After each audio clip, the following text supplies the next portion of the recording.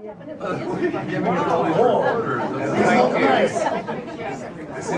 a new religion I started. I didn't tell you about it. It's the handing over of the recording device. It's like bringing apple to teacher. We do look a little Lord's Supper here, don't we? It's a little spread out. So I don't think it needs. Everyone. I don't think it needs to be said at this point. Well, please welcome. Yes. Tina Fey. Hello. Frog. Thank you very much. Gervais. Constantine. Greetings. Ty Burrell. And Sam Eva.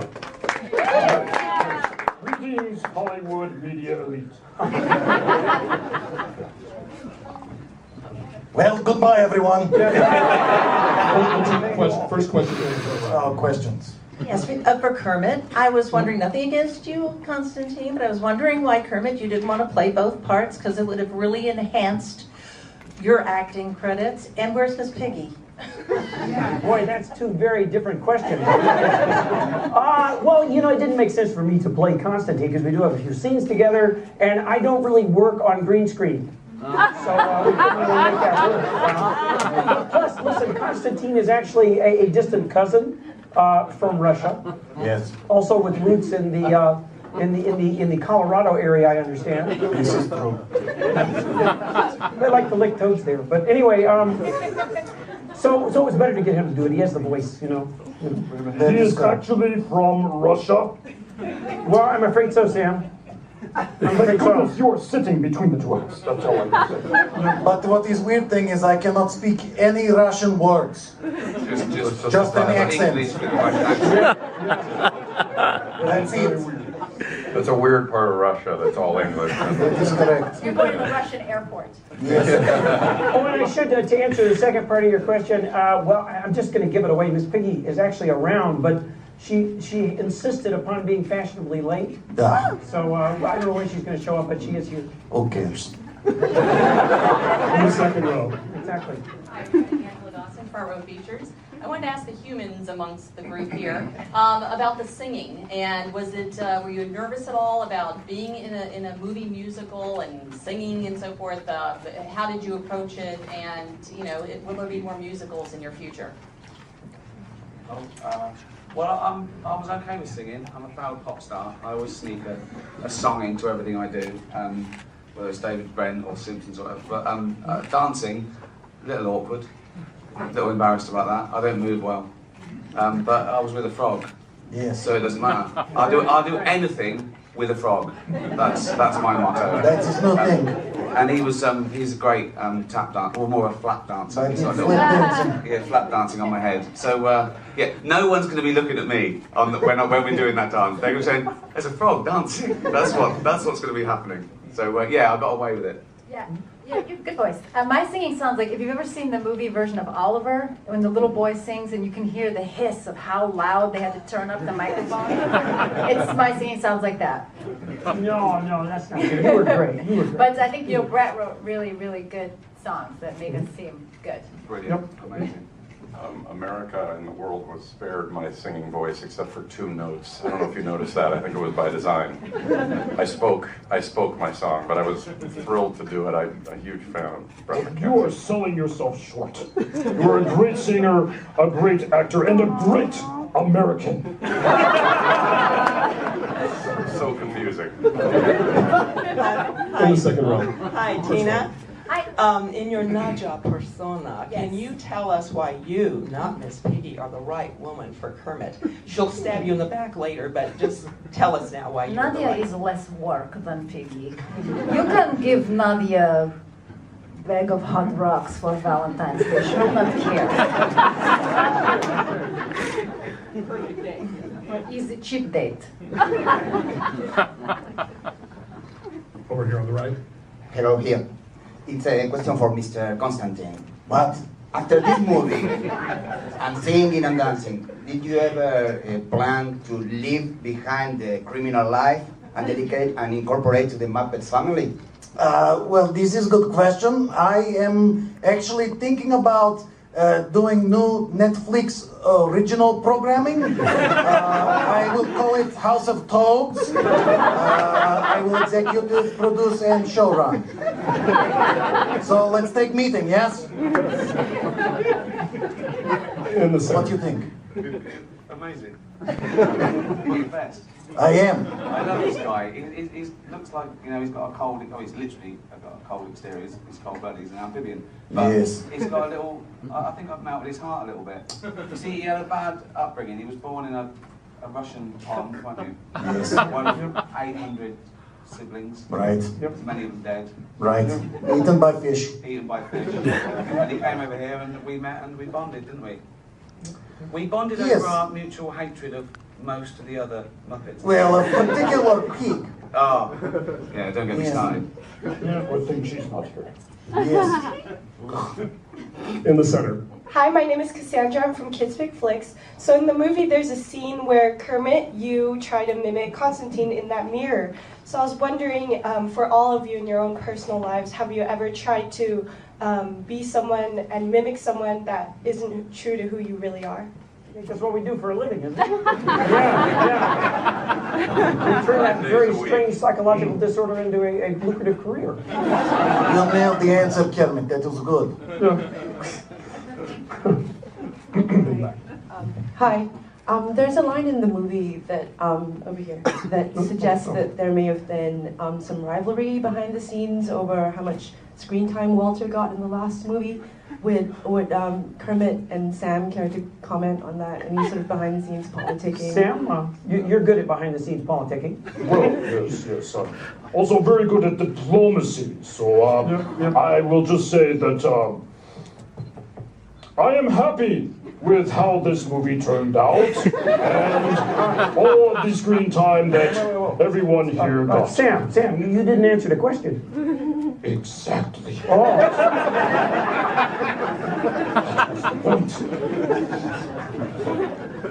All the way in the back.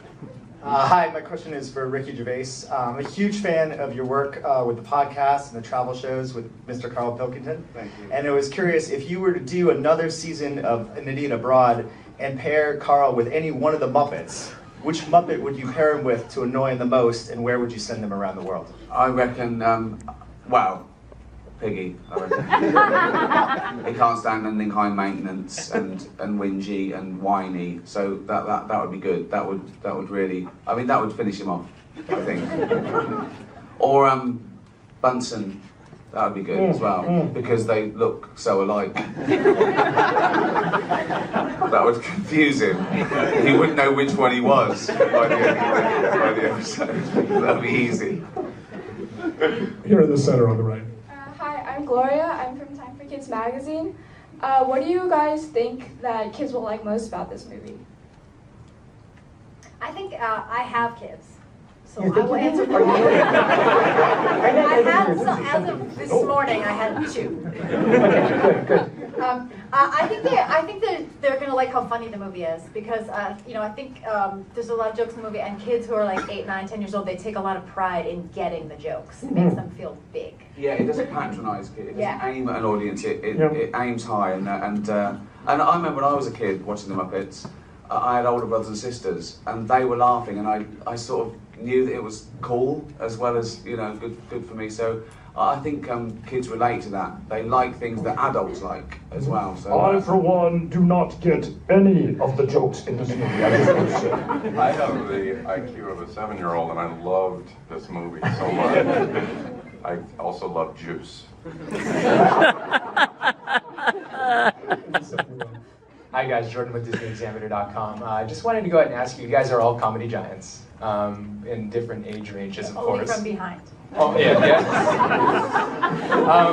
When you guys got to learn each other or got to work with each other on set, I mean, is there anything that for Tina, for Ricky, and for Ty that you guys were inspired from the Muppets? And for the Muppets, were you guys inspired by your human counterparts? I was constantly inspired by the Muppets. I've never realized just how overrated I was until you go out and do a scene with somebody who's doing the doing 8 things at once, well, all I have to do is try to remember my words, which I failed at miserably. No, again, you sell yourself short of time, all right? You could remember by the way, Sam, most of those words, most of the time. I'm happy to report Sam became my life coach right after we finished filming. Yes. Well, it took a while, though. It took a while. For about half of the film, this man is such a great actor. He had me going. I literally thought he was a Frenchman. Yes, he was so convincing. I think his portrayal of a Frenchman will go down in history as the most convincing portrayal of a Frenchman in film.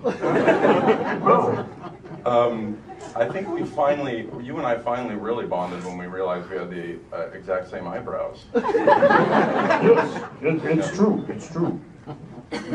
Yes, and one day when I showed up to set without mine, he was kind enough to let me borrow his. I had a surplus. Over here on the right. Hi, right here in the back. Fabian Winter for Latin America. I have a question for Ricky. We see you in the movie carrying these big bags of money for the journalists, and at least I didn't get my share. And where is my kind of money? And do you care about reviews at all? Well, yeah. I mean, you like it when they get it, but I mean, if you only believe the good ones and don't believe the bad ones, then I think that's a slippery slope. The best thing to do is, celebrate the people that like the film and know that it was made for them. I don't do anything for reviews or audience or awards or anything. You do it for yourself, really, if I'm being totally honest. And of course, and like-minded people. But it's crazy. If you're worried about pleasing everyone, you're not going to please anyone, and it'll send you mad. It'll drive you mad. And now, everyone's a journalist. Everyone's a reviewer.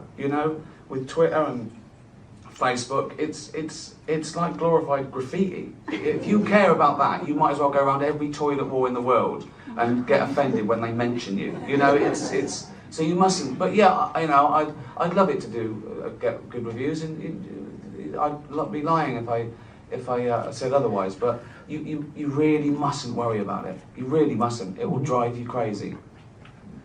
On the left here. But having said that, just say fucking nice things about it, please. It's not for me, but for the kids. Hi, Devin from mouseinfo.com. This question is for Kermit. Kermit, what are you most proud of?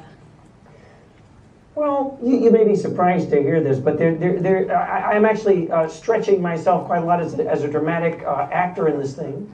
I did many scenes with Tina. One particular scene stands out to me. It was a closed set. It was the scene where she licks me. But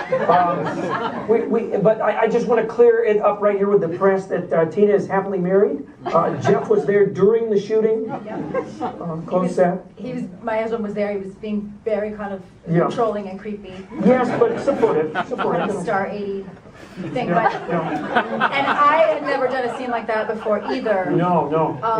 I mean, I'd filmed a lot of weird stuff at home, but to have a whole crew there, I was nervous, and Kermit really put me at my ease. I did hallucinate for 3 or 4 hours. A little bit, and that's odd because I had blood tests before, and I thought the toxins were low, but no, it was strange. It was pretty creepy. I'm sorry. I'm going to have to leave now. I'm pulling double duty here, both promoting this film and also working in hotel security. There's been a bit of a ruckus in the lobby. I have to go. I apologize, sir. Sorry. Bye, Sam. Thank you.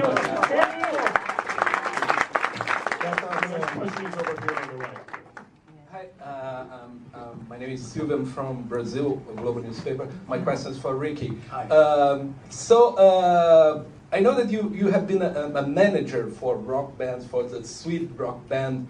That's right, yeah. And you're portraying a band manager. How is it for you? When did you get from this experience for the role in the movie? Oh yes, because I'm pretending to be a sort of sleazy LA agent. Not that there are any sleazy LA agents. No.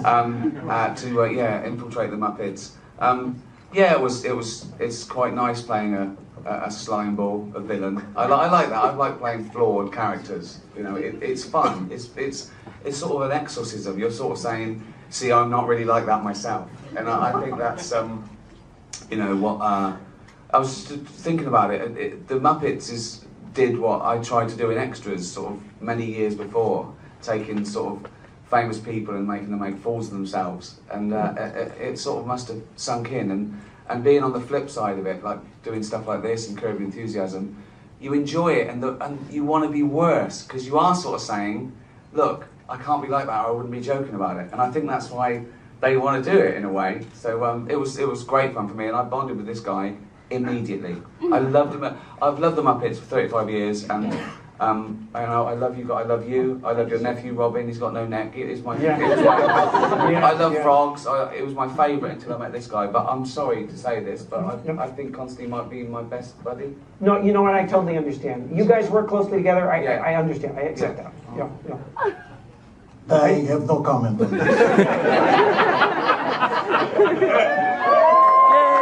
Yay! The show's not over, it's just begun. Hello, Kermit. Well, hi there. Whoa, wait. What? Hello, Pink. Which one is which? Hello! No, I'm just kidding. I completely. Yeah, this was all during the entire shoot. She confused us, but it kind of took some of the pressure off me. Maybe a little bit at the beginning. No, listen, you still don't know who we are. She just sees green. It's wonderful. You know, it's actually not bad. Hi, Miss Piggy. We haven't actually met. I know we didn't really do much together on the movie. Refused to meet me. Nice. You look so pretty. Oh, thank you, yes. I think you look pretty too. Oh, thank you. Until you're so far away. I'm sure you look pretty. The next question is over here on the left in the second row. Oh, I forgot there were questions. I thought we were just having dinner party. For the non-Muppet performers over here on this side here, can't see anyone. how, especially those of you with children, what did it do for your street cred to be able to tell everybody that you were working with the Muppets, becoming close personal friends with the Muppets? Especially the kids, were they particularly impressed by you? My kids are still so unimpressed by me. I'm banking this one. I've learned this already from any other kids project, that if I want to save my ego, I'm going to bank this. I'm going to pull it out in 5 years or something. But so far, it's 1 minute of why is Daddy on screen and 90 minutes of I'm hungry. I haven't got children, but when I found out I was doing this film, I just went and hung around schools telling them just in playtime. So, hey kids, you don't know who I am yet, but you like the Muppets? Oh yeah, I went, well, what? You might. You're going to be impressed. Let's wait right here. Yeah, let's wait right. The whole night. You wait. Soon. I have 4 children now. Wow. And they're very excited to see the movie, but as far as me being in it, it's mostly like, you know, oh, you're in the episode now. You be Queen Elsa. Either Queen Elsa or Mr. Smee. In the center here on the left. Here along the aisle. Good morning and congratulations. For Tina and Ricky, because in the past when you've been in this particular hotel, it's been hosting the Golden Globes and making fun of, or jokes at the expense of celebrities. Or winning Golden Globes. Right, or winning them, True exactly. enough. True enough. Are you suppressing an itch right now to make fun of anyone? And Tina, since Kermit brought it up, the licking scene, Yes.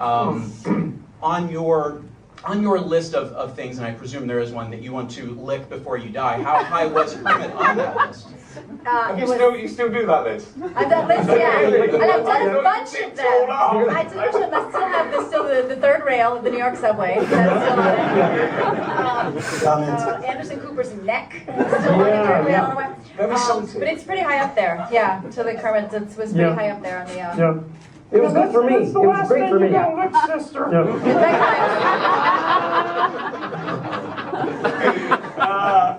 Oh my word! And to yes, I always have to curb the desire to make fun of celebrities. Yeah, I'm got about 12 in my head now, but I'm being nice. So yeah, I'll keep it to myself. I have so many 12 Years a Slave jokes in my head right now. I can't. There were so many extra because it's so fun to write jokes about that. Wasn't it? It was so easy. Yeah. Here on the right. Hi guys, my name's Sean from 2Fab. I was wondering if you could speak to the musicals and like how it was filming with the musicals compared to the regular dialogue. And Miss Piggy, how was it working with Celine Dion? Well, working with Celine Dion, it was a pleasure, it was a joy for her, naturally. Yes, I'm only too happy to let her ride my coattails up to the Oscar stage. Yes, with what, it was a joy. We only spent a little time together, but it was very meaningful to her. And I'm sorry, but this has to be the last question here in the center back. I have a question for Miss Piggy. First of all, who are you wearing today? Because you look fabulous. Oh, thank you. And also, how did you like Vivienne Westwood's wedding gown? Oh, well. First of all, this is an original Stefano from Hoboken. and then, what was the other Vivienne Westwood question? Did you like your wedding gown? Yes, Vivi. She made what a beautiful gown. Yes, made out of recycled plastic bottles. Took a little while to get over that, but as they say, something old, something new, something recycled, something or other. Lucky for me, she didn't get to keep the wardrobe. I could call Viv. No, it's okay. I think it's probably disintegrated by now. Yeah. I don't think so. I think the half-life for plastic is pretty long. Now, what about the half-life for a pig-frog marriage? Not sure about that. I mean, come on. I'm not even sure it's legal. I don't even think it's legal. Why when in the movies, right? Yeah. When you get married and various. And you have children, Yeah. they're either pigs or frogs. Yeah. Why is there no sort of, Well, we've abomination? We've never actually... some sort of fat, green, sort of snorkeling, hoppy, breathing thing. Snorting You know what I mean? thing. Why?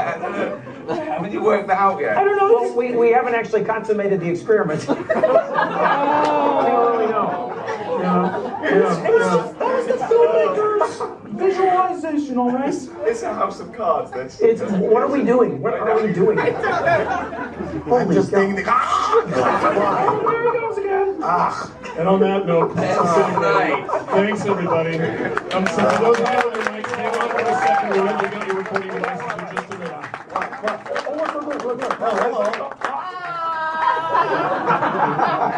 Sure. Lock me first.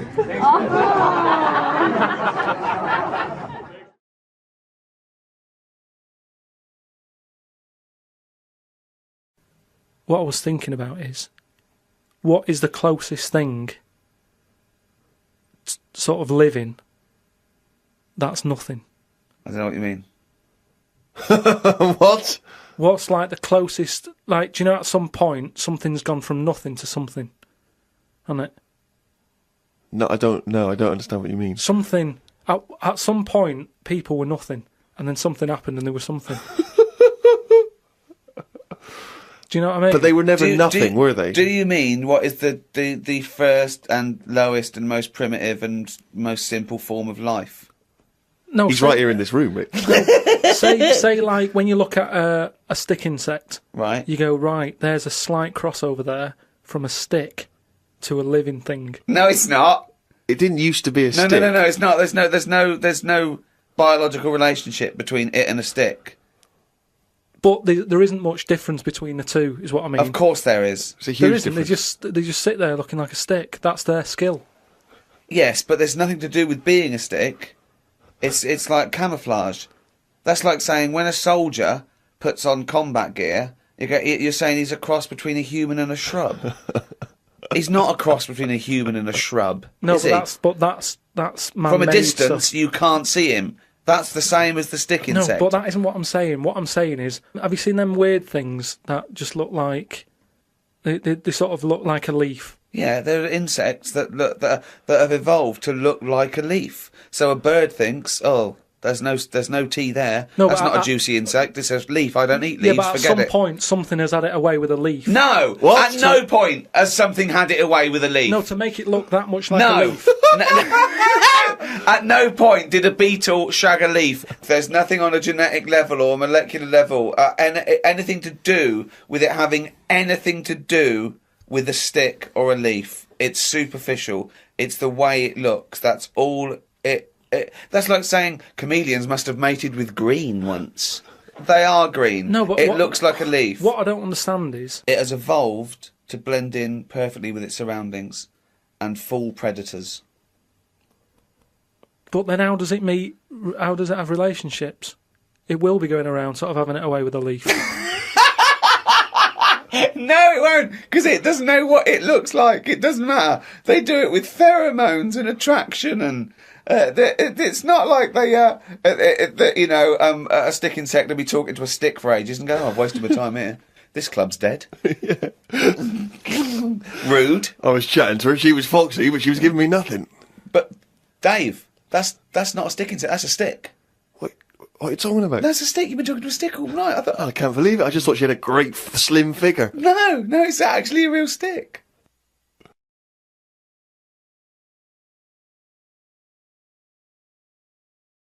Right, I don't know if you saw the thing the other week about the fella who's on that quiz show. Oh. Sort of. Oh, right, okay. Gay fella, straight, sort of man, woman. What are you talking about? Tell me what did you see? Tell me what you saw. This is like a kid come running in and he's seeing something frightening. It could be an alien, could be a ghost, could be a paedophile, and you've got to get exactly what actually saw out of him. Right, what did you actually see? It's just this fella who's a woman. Right. Right, okay, right, try and talk like a human being. Right. It's a quiz show that's coming on the telly. And it's this woman. Right, is it a fella who's a woman, or is it a woman? Bit of both, that's why I'm talking about it. But what do you mean? Is it a pre-op? Is it a transsexual, a transvestite? Is it a lady boy? Is it an hermaphrodite? What is I'll it? tell you about it. Well, tell me. I'm telling you. It's a woman. Well, it's a man. Oh, forget it. Listen, come on. What? It is a man.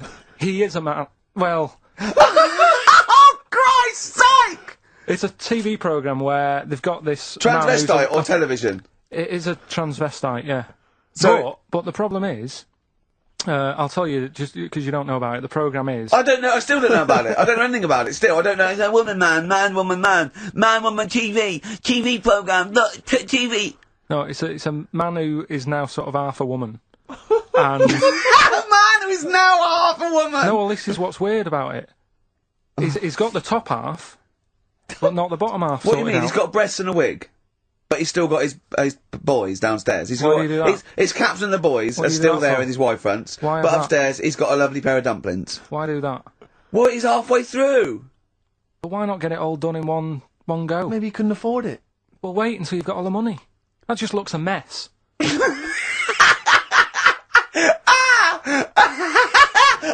And who's he pleasing there? Well, he wakes up in the morning and pleases himself. He can't believe his luck. He doesn't know where to start. No, but what I don't understand, I mean, I don't want to see him. Well, can I just finish that sentence? What you don't understand is just about everything. Yeah. Right. What? I find it weird, right? I sort of get. I understand the gay thing, right? But do you? What do you mean? Well, I know. Well, tell me the gay thing. Explain the gay thing. I just know if you're a fella, you like men. I don't know much more than that. What do you mean you don't know? But what I mean is, with a transvestite, what's going on there? What do they want? Now, transvestite is a cross-dresser. See, I don't get that either.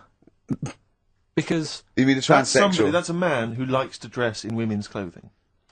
It's not necessarily. They're not necessarily gay. They're not gay. They're often not gay. They just happen to like wearing women's Those clothes, aren't yeah. But then why not wear women's clothes that could be seen as a bloke's, like Suzanne wears jeans? No, but just but that's buy the women's thing. jeans. But that's their problem, is it? They like being seen as a woman. They like being seen as a woman. It's not just that it's more comfortable, or they'd wear a kilt. They like being seen as a woman. They feel more comfortable. All right, and what's the deal with this fella who's got... We don't know both? who this fella is. No, we don't know this man who's half a woman. He's called Miriam. Oh, that's hot. yeah, okay. Brilliant. I love this.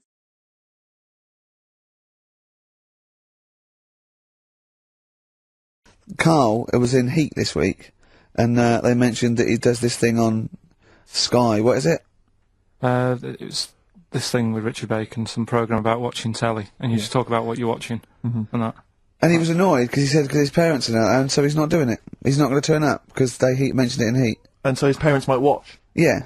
Why are you worried about that? I don't like them watching stuff, do I? I told you. It dates back to when I did Little Donkey at school. Sure. I don't want people watching me. What's that? Just renew us on Little Donkey? What happened? It was just, you know, I was there to play the drums and that in We Three Kings. I was loving it, you know. I got a bit carried away. How old were you? About 13. Yeah. Right? Really? Probably. Yeah. About 10, no, about 10 probably. Yeah. Go on. 6. Between 6 and Where old were you? What school were you at? Okay, you were playing Little Donkey. So, and, No, No, you but must... it was one of them schools where everyone sort of was in the same one. Do you know what I mean? Oh, a Manchester school. Just the what one do you classroom. mean? Well, it's like... What, sweeping chimneys in the day and then 1 hour of learning? What are you talking about? What school were you at? Was it infants, junior or I secondary? didn't really do that. It was What one where... do you mean? You did that? They still have to abide by the laws of the land in Manchester. No, but it was a lot more... Like you had infants, but Yeah. you also had, like, the older lot. There's kids there who, when you're in the younger year and that, you'd see kids and you go... Talk English and use terms that people do when they're talking about schooling. I don't even want to talk about this. No, how old were you? What? I'm guessing maybe 6 or 7 or 8. So you went from 13 to 6? Yeah, but like I say, it's hard to remember because... Imagine if you were giving evidence in a trial. Yeah. How old were you? I don't know. Yeah. I mean, I don't know. I can't really narrow it down other than 7 years either way. You know, theoretically, Yeah. he could get called up for jury service. Right, Karl, on jury service. Karl could be responsible for Yeah. someone's rest of their life. Yeah. Because jury service, that applies to anyone. Anyone could get sent the form. I think you're obliged to go unless you have a really decent reason not to. Imagine it was a really, really important trial. Well, what annoys me is that isn't it supposed to be you're tried by 12 Good of men your and true. peers? 12 good good men and true. Yeah. Good men and true. And women, of course. The only these thing days. I can hope is that the defence attorney would wheedle out Karl at an early stage. Oh yeah, objection. I object. Yeah. Why? I object. Have you heard of something called Rockbusters? Yeah. Well, sorry, you can't just object on that. Okay, then what if I tell you my client, standing trial, is a little gay Chinese fella? My What would you suspicion do? is he's prejudiced. So how does it work then? How does what work? What do you mean? You just get called up and you have to do jury service unless you've got a very good reason. And it's not, I normally have Mondays off. Yeah. Oh, you wouldn't like that. Oh, yeah, or you have to get there at 9 I've got o'clock. to prepare monkey news. Yeah. Oh, you couldn't stand it. Just wouldn't do it. I wouldn't, What would you say? say, oh, don't get me involved. Because I got involved once. Don't get me involved! No. What do you mean you got involved once? Well, with the police and that, when I lived in Manchester, I saw a bit of car crime going on. Right. And I got involved. Hassle. I'm telling you. How did you get involved? You phoned the police? Yeah, because I Snitch. thought, well, I know, well, that's just it, but I thought, I'd hope somebody did it with my, Yeah. So, and it's just a hassle. Loads of phone calls. Canary. Having to stand on a balcony of this, tower block that I lived in. Police shouting up at me. I'm stood there with my underpants on, right? And what it was, a car had been robbed, right? So I call up the police and that, Yeah. right? Said, right, listen, car's been robbed. And they said, where is it? I said, I don't know, just across the road from where I live, right? So I tell them where I live. And Where they go, do you live? How old were you? 13? So she's asking loads of questions and that. I'm saying, look, whilst you're asking all this, they're actually getting away, so, will we leave it? And she's like, no, we'll track it down, blah, blah, blah. So I said, well, look, I work nights. What could you see? You could see some I could lads see some lads just pushing a car. Pushing a car. Yeah. That's how they steal cars in Manchester, is it? Yeah. Everywhere else in the country, they're getting in, they're driving them away. In the south, they drive them away. Exactly. You usually sort of like In start the Manchester. engine. Could you get away a lot faster? What do the police do? Push their panda car after them. Exactly. Say, come on lads, don't cheat, don't get in the car. They're just pushing it. It was late at night and that, and I Oh, suppose okay. you don't want to start the engine. Of course you don't want to wake people up, not when right? you're nicking cars. Of course you don't. Alright, No, so... no, yeah. So, is it Late working at for night? you? Hold on, they weren't wheeling gay. it They to weren't the gay, bus were stop. they? They were out late, really? Come on, Carl, so what happened? So, anyway, I said, look, don't call me back. I'm going to bed. Right? I've got work in a bit. Brilliant. So, Let's go, what? so that was that, right? Where were you working? Next thing, right? Phone's going. Hello, it's the police again. I said, I told you not to call me. Right? I told you not to call me at home. So, they said, right, the police are outside. Can you go on your balcony? She's like, oh. So I'm 10 stories up, right? Stood on the balcony with like my underpants on. Yeah. Right? And the police are saying, where's the car? And I'm saying, I don't know, they've gone down that road now. So I'm trying to point to them. They're shouting up, saying which road and all that. And I just thought, why did they get involved? Yeah. I don't think they found it. No. It was hassle. The you know what I mean? blokes were pushing it too fast. Exactly. They were in the next street by now, weren't But they? don't get involved. Don't get after that. Imagine him being on some sort of trial where it's like some sort of mob affair. Yeah, gangland murder. Imagine him going into the witness protection. The police just explaining to him, your new name is Jeffrey Peters. Why can't I be called Bruce Wayne? Well, no. Mr. Pilkington, listen. Imagine that. Do you know what witness protection is? Oh, go on.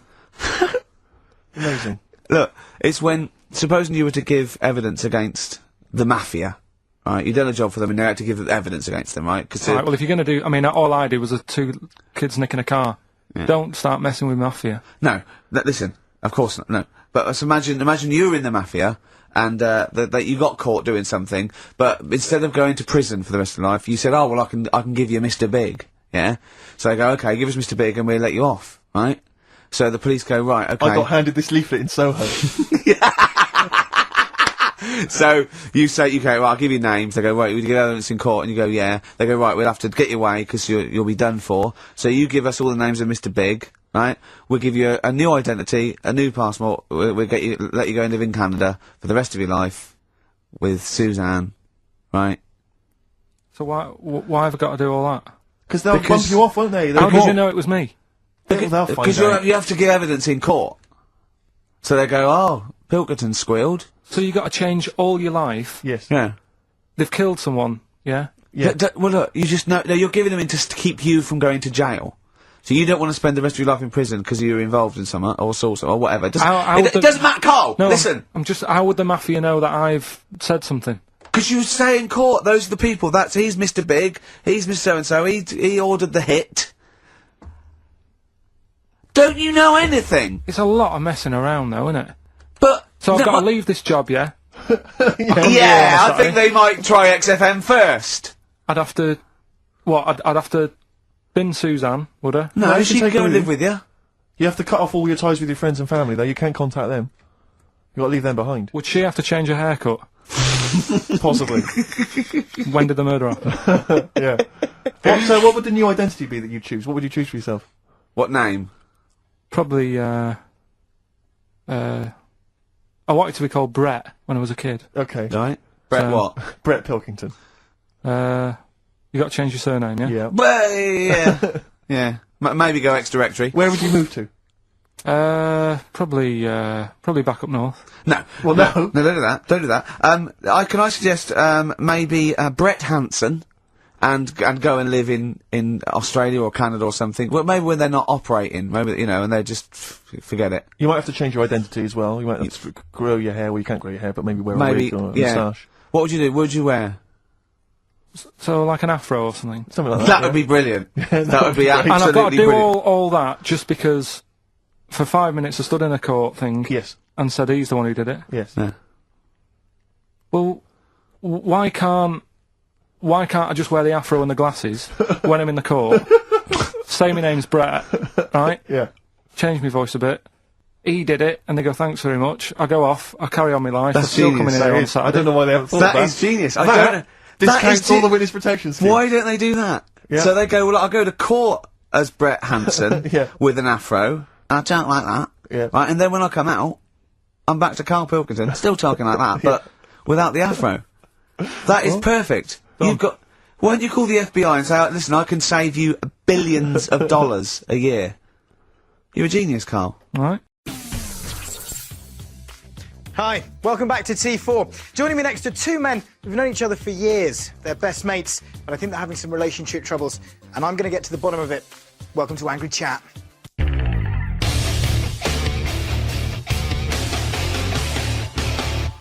So today we're going to see if we can help two men settle their differences. Let's meet Ricky and Karl. Thanks, guys. Thanks, Ricky. Karl, thanks for coming in. Ricky, we're here to talk about you and Karl. Right. And your relationship. Yeah. Okay. How do you feel about Karl? So how do you feel about your friendship with Karl? How would you describe that? He's my best mate. He's got a little round head. He's honest, hard-working. Sure. Sees the world differently. Okay. That's all fairly positive stuff. Karl, over to you. Your friendship with Ricky, how would you... His trousers on. I'm going to stand up. It was a bit ridiculous. That's a little bit... I'll keep one hand there. Karl, let's talk about your friendship with Ricky. Known him for what? Let's get into the 10 room. years? 10 years, yeah. Right. First time we met. Tell him the first time we He met. hit me on the head with a mobile phone. Because I wanted to see what noise it made. Because I'd never seen a head like it. It was totally round. I wonder if it made a round noise. I said, don't do that. He said, all right. He put a dustbin lid on my head. Yeah. And then also, because the dustbin was totally round. So I saw how bald it was. I wanted to see what noise the phone made. It made a good noise. Then I noticed there was a bin that would fit. It did fit. What else do you want to know? Well, this is quite good stuff so far. I mean, how did you feel when he hit you on the head? It's just a surprise. Was it a surprise? I wasn't Okay. expecting it. I mean, I don't think Terry Wogan's radio producer got it on the head with a mobile phone from... This is when you were producing him? Yeah. It's when you were producing him? Yeah. They said when Idiot Abroad came out, it said, oh, I'm bullying him. But why would he do it? You know? That's a good question. Why do you do it? Just like you doing this. Yeah? Paying the bills. Paying the bills. Making the money. So is that how you describe your friendship with Ricky? One of pure necessity to pay the bills? There's a That's pretty part sad. of that. You know, Yeah. I mean, it's a partnership. Yeah? It's like... There's an understanding. People don't realise that we're best mates. So when they see you doing these shows like An Idiot Abroad or the podcast, it looks like bullying, winding you up. What would you say to them? Don't worry about it, honestly. Which I don't think they are. No. I think the people at home are not bothered. They're just watching it and going, oh, it's all right, I quite like this. Yeah. They're just as bad if they're at home watching Yeah, if it was bullying, what are they doing What are about they it? doing? Exactly. They're not getting onto Esther Ranson. No. They're not sorting the problem out. Yeah. They're not worrying about it, so don't worry about it. We're mates. 10 years. Yeah? Yeah. He annoys me a little Look bit. at that. Look at that little touch, ladies and gentlemen. They've done a little touch there. Now, give them a round of applause for that, because that's definitely a breakthrough of sorts. I mean, he does get on my nerves a bit. Yeah. Sure, who But doesn't? That's I my could job. annoy him. If I didn't get on his nerves, nothing would happen. I know how to annoy him. Yeah. He wants me to do things like this. I only do the odd thing with him because I Yeah. don't like doing it. Yeah. So that's my little bit of control. He goes, come on, T4. I go, I don't want to go on that. No. I don't want to go on T4. Well, let's do it. You're having Let's a great do time. it. Let's do it. Let's do it. Okay. Right. We'll act out a scenario. Typical scenario. Okay. Hey, Karl. The animation's coming back to E4. We should do a bit of promotion for it. Do we have to? Well, yeah. It's only Isn't fair. our bit of the work done? Yeah, but I'll tell you what. A great show. The kids love it. It's called T4. Right. They got really tip-top presenters, young, built. But they're all sort of funny haircuts. Yeah. Well, a lot of them can't get a better job. A lot of them, I mean, they've tried everything and they failed. But it does at me head in. everything. People are going, Karl, how were you a radio producer? How did they get on the telly? I mean, dude, some of the people you see on here, I mean, I don't know what. I mean, Is there really nothing else we can go on to promote it? no, it's T4 or nothing, mate, because we've done it. You know, no one else will have us because it's. I mean, arguably, it's the biggest platform in youth television. It's Channel 4's flagship What's youth he- show. Who's this? Hello? Hello? All right then, let's go on it then. Who is it? Who's on there? It's a fella in a tight, shiny suit with the most enormous quiff Right. you've ever seen. All right. I'll Yeah. see you later. Be careful if he kneels down and touches you. All right. See He's you in a been bit. in trouble for that before. Cheers, mate. See you in a bit. See you later, mate. Okay.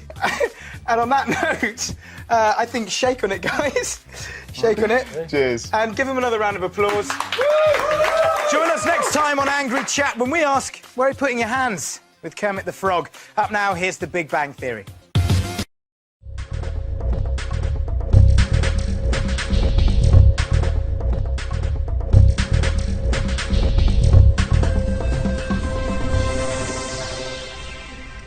Carl.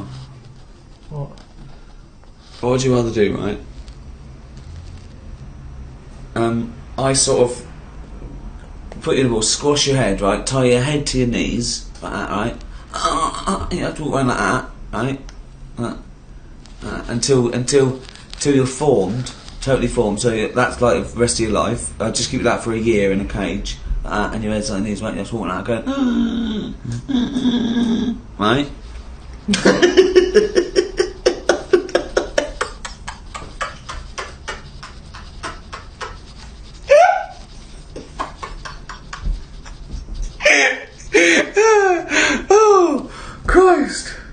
Oh Christ! Or I do facial surgery on you, right? And you've got no face at all. I sew up your mouth and nose, right, and lines like that, right, and just fed with a tube in your stomach and a breathing equipment. So no eyes? Yeah, no eyes, no nose, no mouth, no nothing. I'll take your ears off, right? So you're deaf, dumb, blind. You're breathing through a little thing there. You're being fed straight into your stomach. And what's the problem with the head on the knees? Well, you're in pain. You can't use to walk like a crab everywhere. But I can still hear and see. Yeah. I'll have that one. Yeah. What would you do? What's the first thing you do when you get out of the cage? How long have I been in the cage for? A year. Just crying yourself to sleep every I'd night. call Suzanne, just warn her. What would you say? I'd just say, look, I'm coming home. Long story. Can you come and open the door?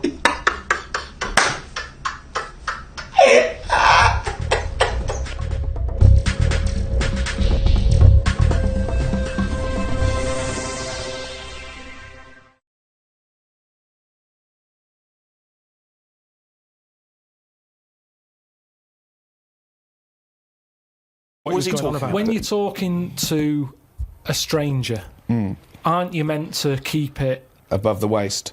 Keep it. Looking at his bollocks. Keep it erect.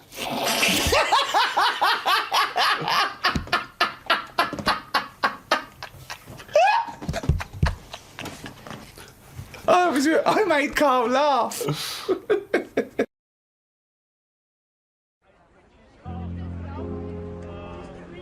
Alright, this is Speaker's Corner in London, where every Sunday people can just turn up, stand on a box, and sort of, shout out what's on their mind. All women! Back to the kitchen! Now! The bloke you're about to see, that's him there, he's called Howard, and he normally comes here to spread the word about how he's going to live forever. I'm not there to convince them that I'm right. They can go away and think I'm a complete lunatic for all that matters.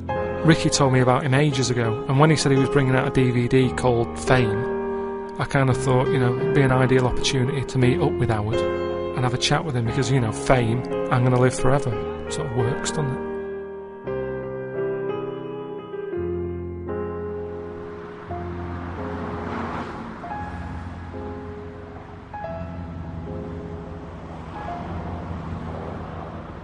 I met up with Howard at a park near his house one morning just before he was going off to Speaker's Corner. He started off by telling me how it all came about. Over a period of 16 years, from 1970 to 86, I discovered a process to stop the physical ageing process of the body. As I say, it took me about 16 years to work out. Now, what I discovered is that everybody's mind operates within a standard framework, and you go through the process of life everyone's familiar with. You physically age and die. Well, I found a way, over a period of 4 years, I say from 82 to 86, approximately, where it's possible to pull one's mind out of the standard framework into an alternative framework, and within that alternative framework, the physical body doesn't age. But have I got this as well, or is this just unique to you? It's unique to me, yes. So even though you're telling me I couldn't... No, there's certain laws operating in the universe that only allow one person to work it out, so it only applies to me, so it's not transferable. Because often people get disappointed, but they don't seem to realise that that is the situation. Well, do they feel like you're just showing off then? Because in a way it's kind of like, look what I've got. Yeah, that's true, but I try to explain to them, if they can see it, that I'm not actually showing off. The position is that this is what my vocation is in life. And they say, and someone turns around and says, that's not fair. Well, let's look at it realistically. Is life fair? It isn't, is it? Not for everyone. No, not for everyone. It's not really fair. That's the situation. I can't alter the laws of the universe. So it's not my fault. It's not blaming me. Would that annoy you if there was someone? If I said, Howard, the reason I'm seeing you is because I've got the same thing? You know, as far as I'm concerned, it's not possible.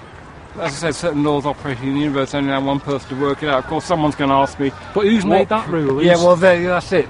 Well, that's where it stops. It's difficult to go into that. So, it's difficult to explain that. The other thing is, if there was another one, people would sort of try and pair you off, wouldn't they? They'd say, oh, you can live together forever. But that wouldn't be the best thing, would it? Because you'd be sick of each other. You'll soon find that this thing is generally ignored. I mean, after you have as I said, the initial conversation, one doesn't always discuss it again. It's just one of those things. So you don't bring it up in other bits when it comes to like insurance and stuff like that? Just forget about all that. You just leave it because it's just too complicated? No, there's no point in mentioning it. That'd be what I call inappropriate. But you are happy with it, you're not? Yeah, I've adjusted. In life you have to adjust to things, don't you? Whatever happens, you know what's going to happen. I mean, one hope it doesn't happen to you, but you could one day have an accident or you lose an arm. Well, it's terrible to start off with, but after a while you have to adjust. Because some people in a situation like that might get very bitter for the rest of their life. Yeah. So it's understandable, though, isn't it? Yeah, it's understandable if they do. That's not a very good analogy there. But what about you? You know, you sort of living forever, though. You could still lose an arm or a leg, couldn't you? Well, no. I'm protected by the spirit world. That sort of situation won't occur. What? No harm at all. You can't. Within reason. I mean, obviously you can get a cold or things like that, but you can't lose a leg, or no, that's impossible. What do you mean? Well, I'm protected by. See, people think there's only one world, the physical world, but there's two worlds: the physical world and the spirit world. I'll still be in the physical world, whereas you'll be in the spirit world. But doesn't that annoy you because you'll never get to see the spirit world? Well, it is possible. Some people have seen glimpses of the spirit world before they physically die. There's something called near-death experiences. Yeah, I've had that. You have? Yeah. Oh, It was on an ice pop. Oh, I see. That went down the wrong way on my throat and I was choking, and my mum had to give me that fireman's thing where they, get air to you, squeeze you around the belly. Oh, I see. But I didn't see anything. I didn't see like a person standing over me saying welcome or whatever would happen. I see. Very good. So it was an uplifting experience. It's horrible. I'm sure it is. Well, they are. So I always say I want to live to be about 74, 75, and then I reckon by that point I'll have had enough, I think. You think? Oh, dear. How old are you now? Well, see, now let's make clarification, because you talk about age for a minute. See, in this alternative frame, I won't age. So I won't get any older than I am now. What, in terms of the way you look? Physical, yeah. Now, let's see how old I was when my body stopped aging in 1986, so that now I'm 42. You're 42. So birthdays, in effect, they're a waste of time to you, aren't they? Because it doesn't mean anything. Well, do they mean anything to you? It just means I'm getting a bit nearer to dying. That's how you perceive it. Some people like celebrating their birthdays regardless. No, I don't. So what do you do for a birthday? I mean, is this sort of an in-joke with your friends? And No, it's just someone might send me a card and that's it. I mean, I'm not too concerned. No, but do they joke in it? It's like, here's another one. No. If I tell people about my vocation in life and they want proof, I normally don't give it because I'm not there to prove anything. I'm there, my mission is to tell people about it, anyone who's particularly interested. I'm not there to convince them that I'm right. They can go away and think I'm a complete lunatic for all that matters. I'm not worried. Do you think they'll start listening more when you're a lot older, because then they'll go, oh, he wasn't joking? They might make a joke later, but they might have died by the time, it doesn't really matter, does it? I mean, I don't know what matters. That's kind of, I just bumble along, that's what you do. You're born and you try and get on with it and you try and enjoy yourself. But everything, you see, everything in life normally comes to an end, doesn't it? So it's hard to get your head around. It's like when people say the universe goes on forever. You go, oh, don't talk about it. Well, so what? If it does, big deal, so what? Well, it doesn't affect you. No, but it's weird. You can't get your head around it, can you? Because everything's got a lifespan normally. Well, we always think everything has a beginning and an end. But most things do. Something, yeah, but... Tell me something else apart from you that is going to be on this planet forever. Well, there's the Earth, isn't there? Yeah, but it's always been turfed and that, isn't it? Yeah, well, that's about it. All you're doing is having a haircut. I'm talking about, like, something that lasts forever, that you don't have to do anything to. There's nothing. I don't think there's anything, to be quite frank. A tortoise, that is the only thing that you sort of think lives for ages. But even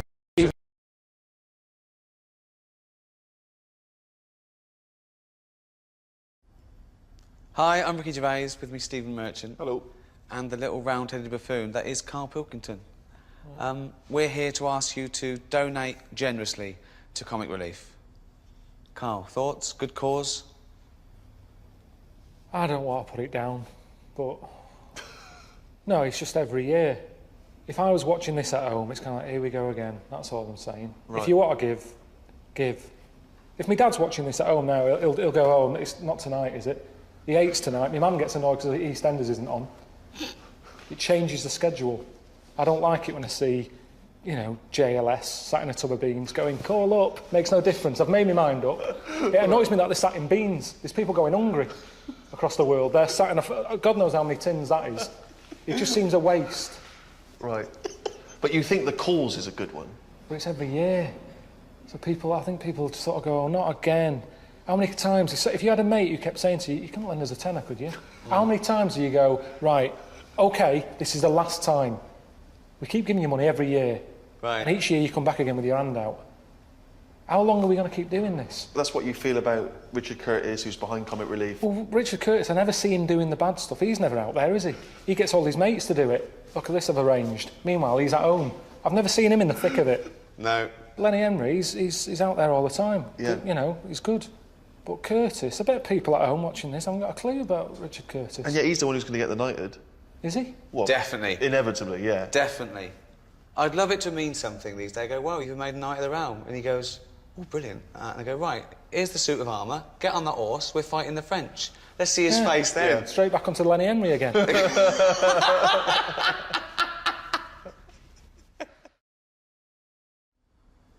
I feel that Karl's perhaps been a bit negative about Comic Relief. Can you give us your appeal for people to contribute to Comic Relief? I just wish they'd focus on one charity. Just one thing a year. They go, this year, we're going to sort that out. And once we've raised money for that thing, we're not going to be knocking on your door again saying, we want some more. OK. That is it. What should we do? What charity do you want to solve? Everyone sends the money. Well, just something important. In the paper the other day, they'd raised money for a pair of slippers for an elephant. Right, now, why? I love elephants, yeah. But it annoyed me. This picture there, 500 quid it was for a pair of slippers. Why? Because he doesn't want to stomp around the house in his shoes. We can't say that. Exactly. You know, and sometimes he wears them over to the newsagent. You shouldn't go out in slippers. I have to shoes in the house. Right. And then that's what happens. It will nip out with them on. Then next year, the elephant needs slippers again. And out again. In the street, there's always people. London, it's a nightmare. Honestly, you'd nip the people out. with the clipboard? Yeah, you couldn't avoid them. You cross the road, there's another one there. What am I going to do? I mean, a lot of the time, I think it's harder if you're a woman, a young woman, because the bloke's got them things on Greenpeace or whatever, deafkids.com, and they normally approach young women and they use it as a bit of a chatting up thing. You know, look at me, I'm a good bloke, doing a bit for charity. It's always with a good-looking woman, not like some toad-looking woman. He's always a good looker. Now, why is that? There's no evidence that says a good-looking woman's got more money. If you're watching this and you haven't been stopped regularly to give charity, you probably look like a toad. Red Cross, they've got more out of me. They keep calling up now they've got my number. Whenever there's a problem in the world, that phone isn't for me anymore. It's no use for me. It's just like the sort of Mother Teresa line. She's dead, who else can help us? Well, we've got Karl's number, give him a call. He's got a few quid. Honestly, that's how it seems every time. But I've told you, help the aged. You sign up, you give them your bank details. You're going to be looking after Edna. And they give you a little picture of Edna. She's sat there with one of those sort of pennies on. It tells you what it's going towards. pay you £10, that will go towards keeping Edna warm, right? Get another pack, about a month later, open it up, there's Edna, she's got a tan. So that's what they're doing with the money, not just keeping her warm, popping the gas on, sending her away on holiday. If they sent me a letter saying Edna's going on holiday, I'm not putting money towards that, I'm paying for a gas bill. And that's what puts you off charity. The more you find out, the more you sort of turn against it. So you're saying could be a con? Well, you do have to be careful with a lot of charities. Yeah, I'm sure this one's legit and money's going to the right places, but you never know.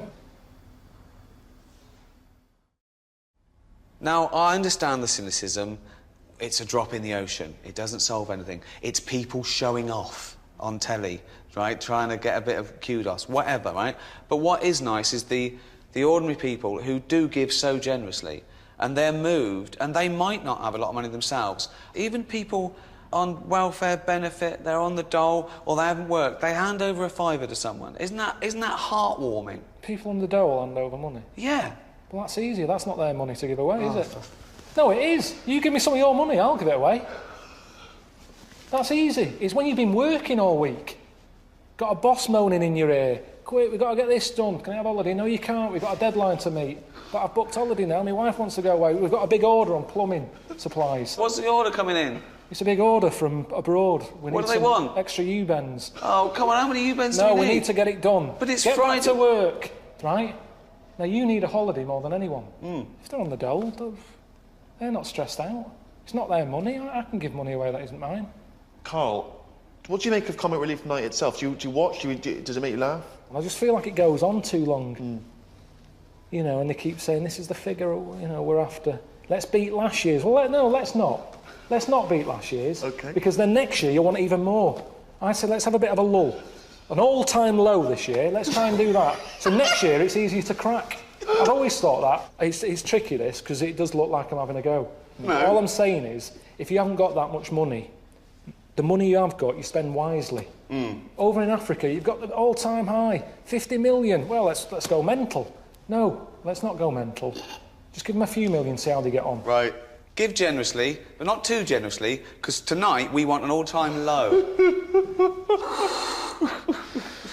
Thank you. And this is what we need to do. We need to get out there and say, this is how it works. Educate them. Okay, so let's do this then. So it's with the seeds. You're not giving them a... so I'm a starving African. Hello, Carl. Have you got any food? Got any food? Got any sandwiches? Well, I starving. have, but if I give you my sandwich, there's someone else behind you, and they'll all come out. So what are you going to do then? What are you going to do? I'm going to help you. How? What are you going to do? I'm going to make you think about how to make food. Oh, okay, right. Have you ever grown anything before? No. Right, well, here's some seeds for potatoes. Brilliant. Oh, thanks, Carl. See you later. Do I just put them in the ground, yeah? Put them in the ground and water them. Oh, there's no water, you dopey cunt. There is some No, water. there's no water, you dopey cunt. That's why we're starving, you dopey cunt. Right, well, at that point, that's where I go, well, this is a lost cause here. Right. There's no point. Can I have your sandwich after all? No, or you're what? not having it. You're not having it now. So not only can I have a sandwich, you give me seeds with no water, you useless, bald-headed fucking twonk. Right, but there's got to be another way round this. Go on then. Either move. Right. Because every year they're going to be queuing up saying, I'm hungry, give me a sandwich. No, you're not having another sandwich. Once again, it's an utterly ill-informed discussion.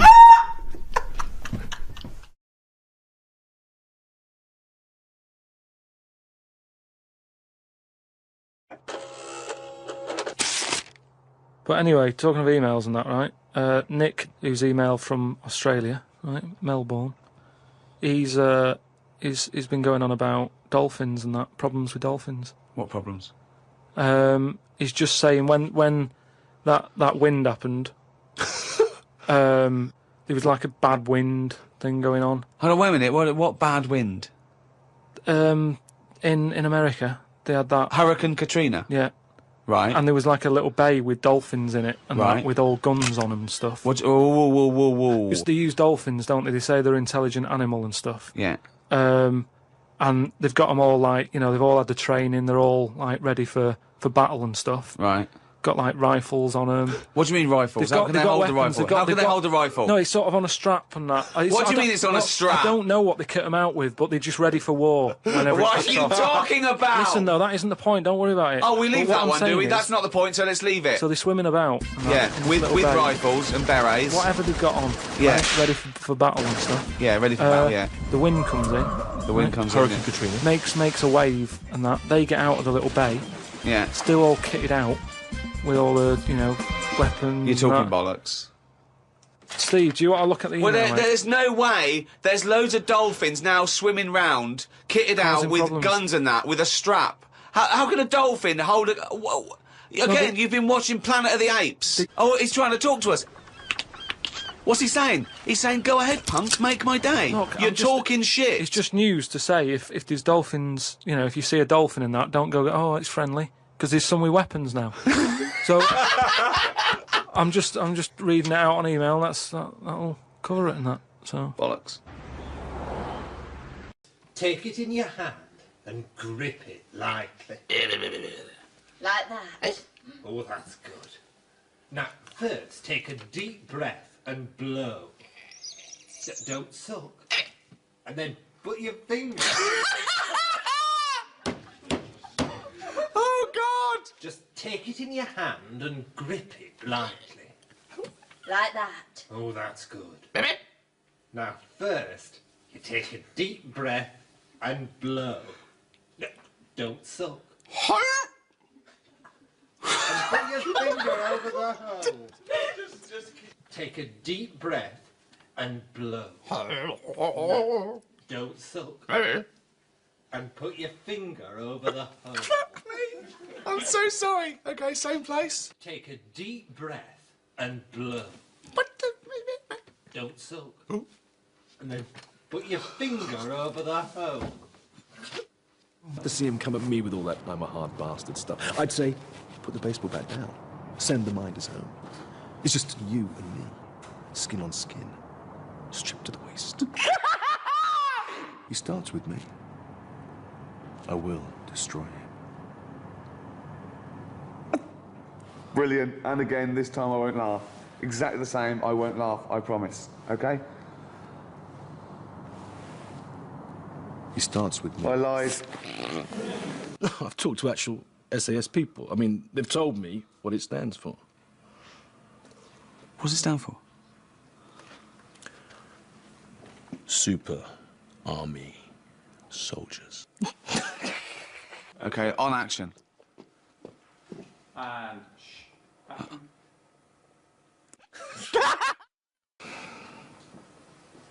Okay.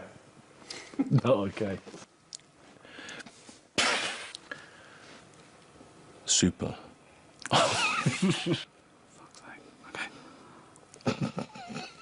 Ridiculous. Okay. Okay, this time. Okay, sorry, Jude, everyone. Carl, okay. What does it stand for, then? Super Army Soldiers. I'm fucked. And action. Fuck off! It actually took too much to begin with, and I was a bit screwed, I think. Yeah. All set. Told you. Fuck. And action.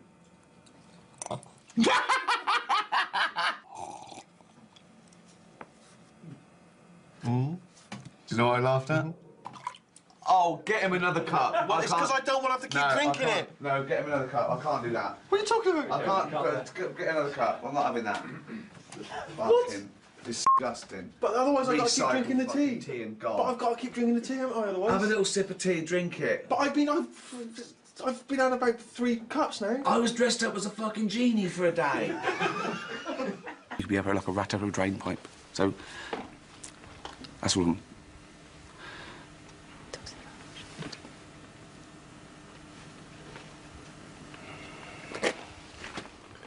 I'm so sorry.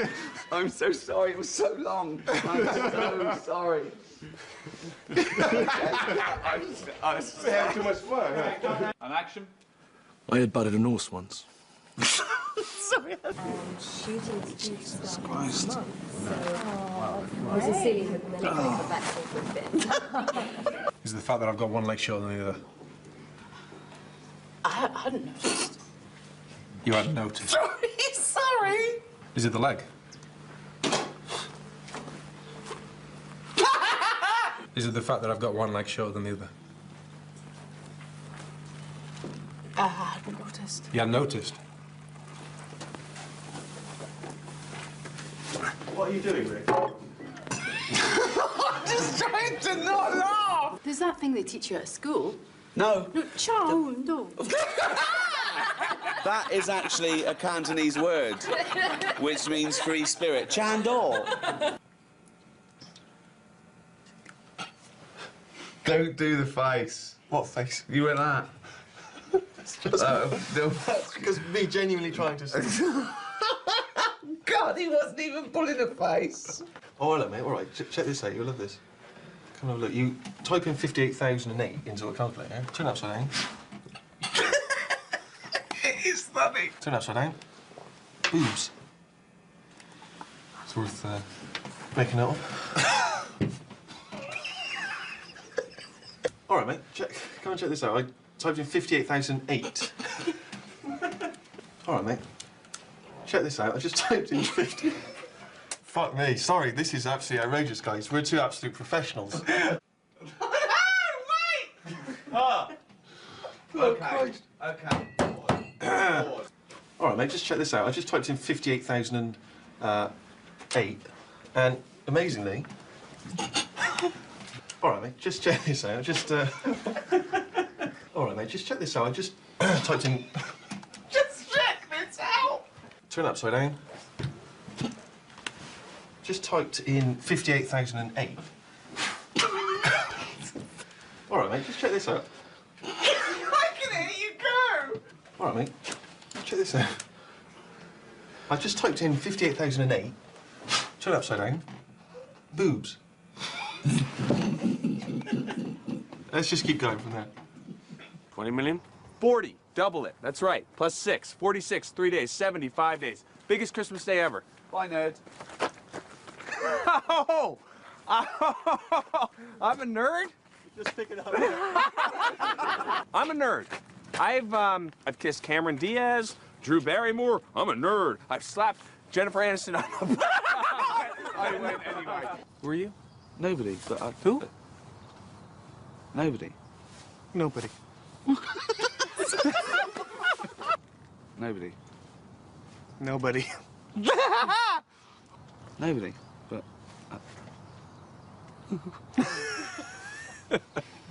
Who are you?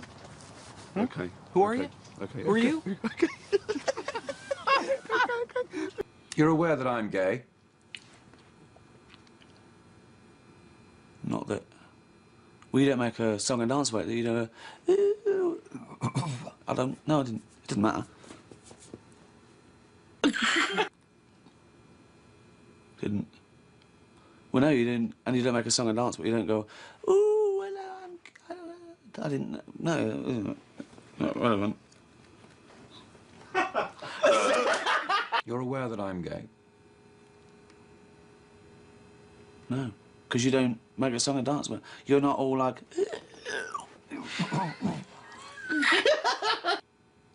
No, you didn't. Because you don't make a song and dance about it. You're not all... Fucking hell. No. Because you don't make a song and dance about it. You're not all... Ooh, hello, I'm homosexual. No, because we don't make a song and dance about it. You're not all... Come on! Okay. Okay, no, okay. Okay, wait a minute. Okay. Oh. You're aware that I'm gay? Come on! You're aware that I'm gay? Because you don't make a song and dance about it. You're not all... Hello, everyone. Wow, look at me. Sorry, I don't know what I'm doing. This time. Okay. Come on. You're aware that I'm gay? Not a problem. You're aware that I'm gay? You're aware that I'm gay? No, because you don't wear it on your... It's not like you're going around, oh, everyone, oh, look, can you guess? No, I don't. I can't marry her. Why? What do you know? Nothing, what do you mean? No, what do you... No, I've just been doing a lot of thinking, and I just don't think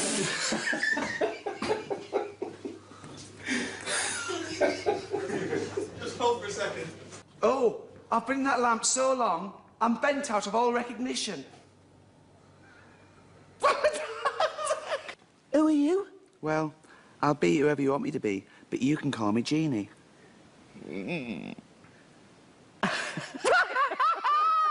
How does somebody as big as you fit into this tiny lamp? Don't worry, I'm used to squeezing myself into tight holes. Can you help us? We're in danger. We heard him say he wants to get Aladdin. Don't we all? That's mental! That's mental!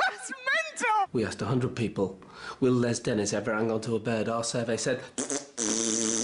We asked 100 people, will Les Dennis ever hang on to a bird? Our survey said... We asked 100 people, do you want to go out tonight and see Les Dennis in Panto? Our survey said...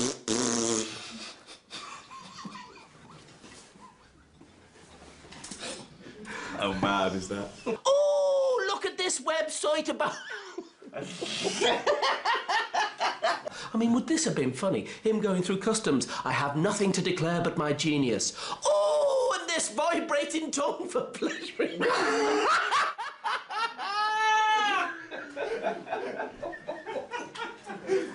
Oh, and this vibrating tongue for pleasuring fannies. Oh, is that funny? Well, again, when you do it, it's got a certain sum up, but it's Sunday, so let's just keep the fannies down to a minimum. All her clothes fall off? Yeah, they fall off onto the ground, and she's scrabbling to get them back on again. But before she can get her knickers on, they fall off completely. She's scrabbling around to get them back on, but before she can get her knickers on.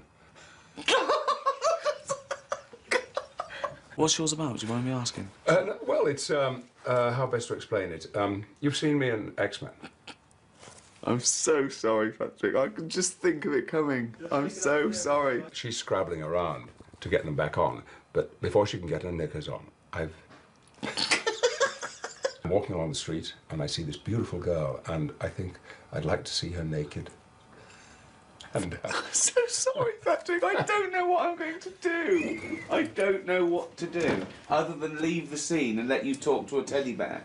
No, you see, I can do other stuff as well. For instance, I'm riding my bike in the park, and this policewoman says... Okay.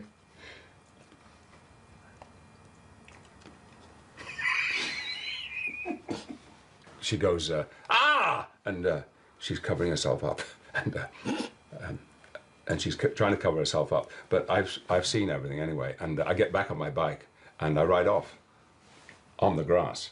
Okay, so it's you going around sort of seeing tits and stuff.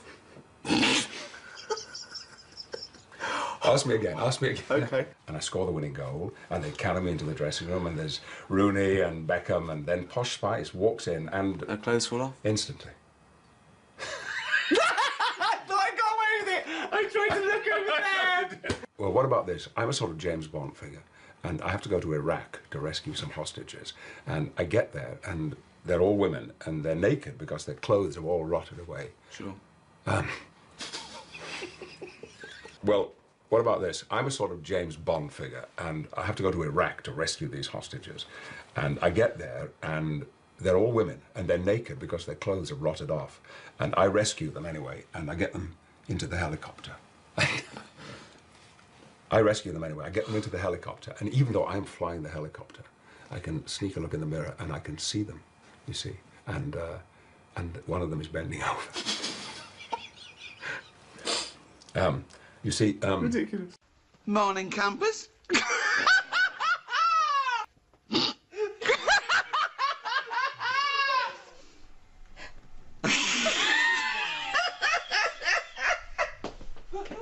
I don't get it.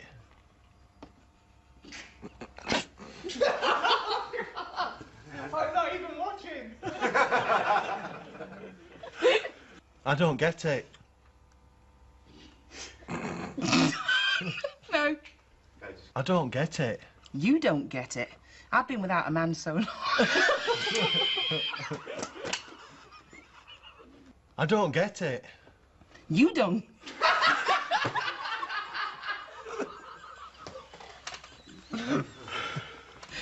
You don't get it. I've been without a man so long, I think I'd say yes if Ray asked. I'm not coming into that.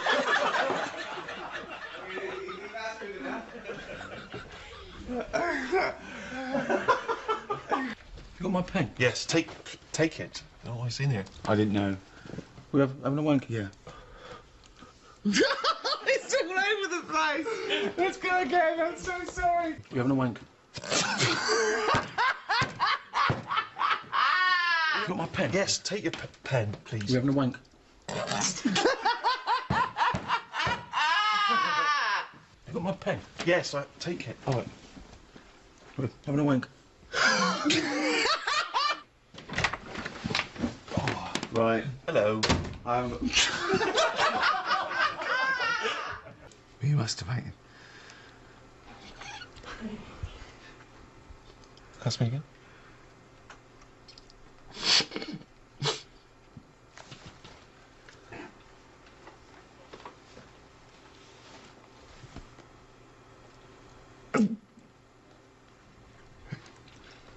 Oh. Were you masturbating? Were you masturbating before I came in then? Were you masturbating? God almighty.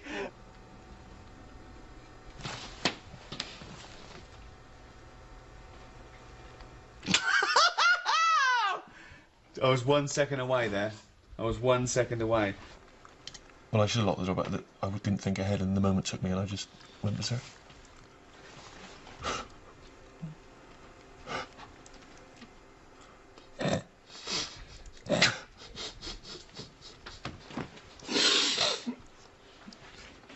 This is what I'm talking about. We haven't talked about this. No, I didn't think I had to. No. But can you look me in the eye? Almost certainly not.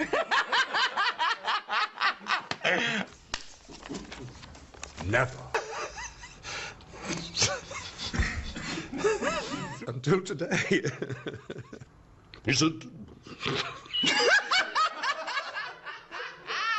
Wizard.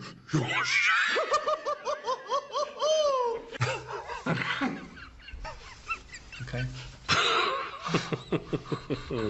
You cannot have this.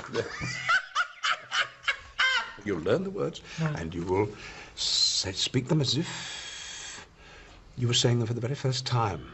Yeah. And you were young. Shit. Bollocks. Sometimes.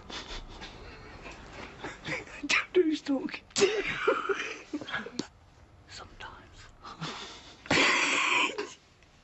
Women have fannies. Pop knobbing fanny. Oh, God! You fucking... Oh, God, you don't know how hard that is, Steve. Well, I was losing it here. Don't point at me! I defy anyone. Just sit there. Pop knob. In fanny. Pop. Men have knobs. Women have fannies. A man has a knob. Pop knob in fanny. Bastard! Okay. Pop knob in fanny. Not up your arse. Straight at the camera. What could be more normal than shoving your cock up a man's arse? Okay. Okay. Let's keep jiggling. Okay. Jaggers plays cock. 5581, AMD cameras. No. Come in. Hello. Hi. What seems to be the problem?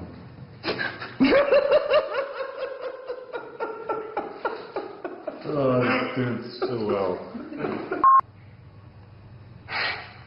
Mum. Close his eyes like it's the most important piece of evidence happening. Oh, okay.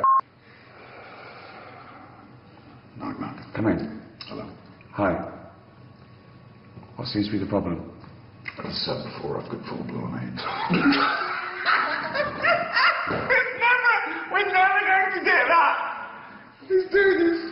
Oh. Under strengths, you've put accounts. Yeah. That isn't that's your job though, isn't it? That's sort of what you do. Mm-hmm. Let's go again. Under weaknesses, you've put eczema. Yeah, on my feet. Under weaknesses, you've put eczema. I'm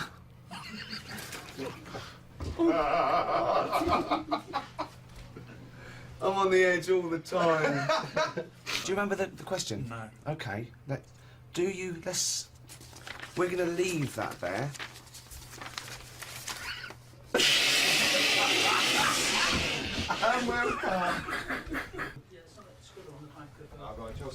Oh, is there?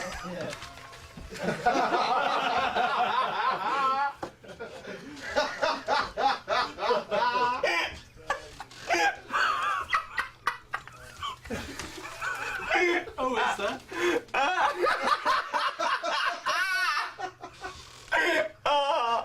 Who says famine? That's to be depressing. That's not.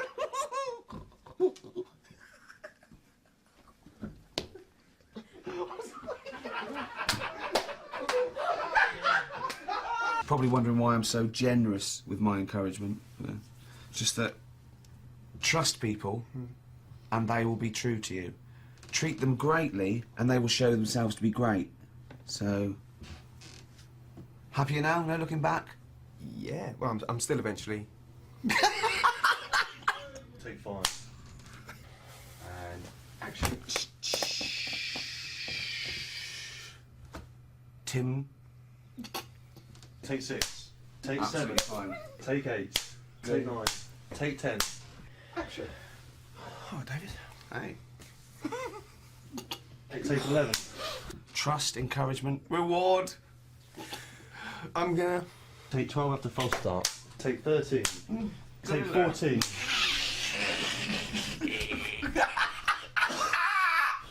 Okay, let's do this. Take 15. Take 16. There's no way that can't be funny to me, though. The Canterbury Tales of Shorset and it can't not be funny. It's... Oh, God! Probably wondering why I am so... Oh, that was closer! 48 take I 17. literally don't know what to do. You're probably wondering why I am so... encouraging.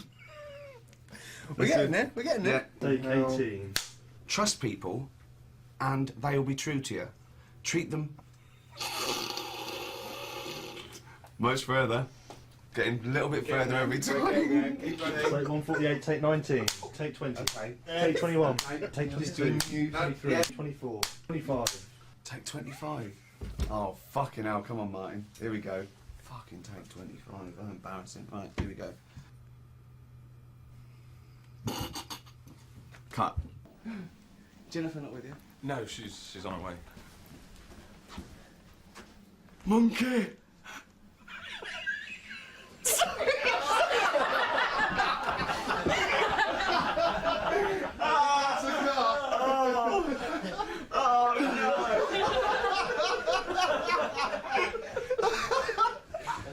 Patrick, if you can't roll with that kind of punch, you know what?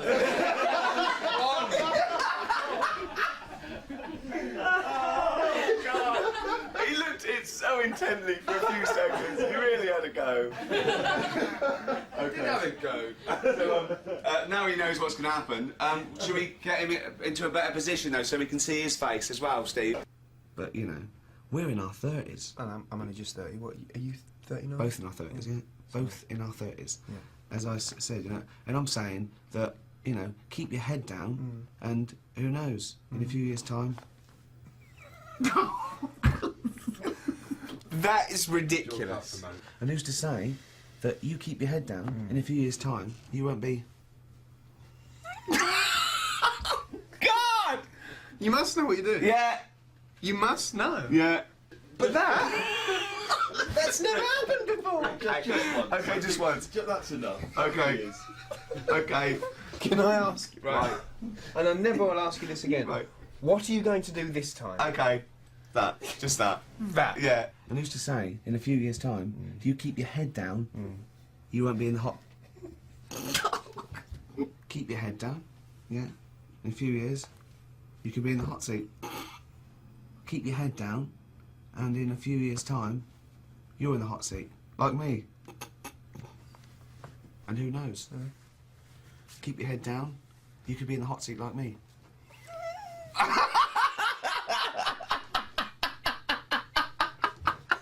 If you want the rainbow, you've got to put up with the rain. And do you know which philosopher said that? Dolly Parton. And people say she's just a big pair of tits. Oh, God.